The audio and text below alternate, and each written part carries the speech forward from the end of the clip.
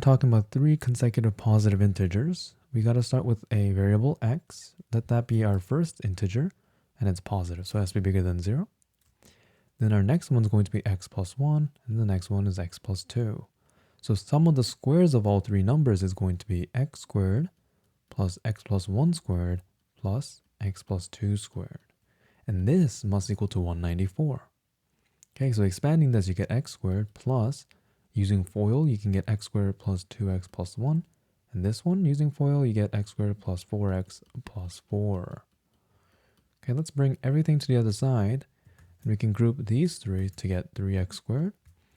2x plus 4x, right? You can end up getting 6x.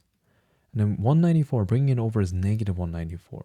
Okay, if you add that to 4, you get negative 190.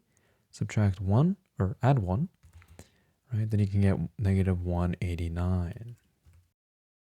Now you can divide everything by 3, so both sides by 3 to get x squared plus 2x minus 63. And now you can graph this, okay? Or you can notice that you can factor this so it's x minus 7 and x plus 9, right? So what this means is, right, the parabola is going to look like this. At 7 and at minus 9, it has to intersect the x-axis. So it looks like this, okay? But we know that x has to be positive, right? That was our first condition. So we cannot use minus 9.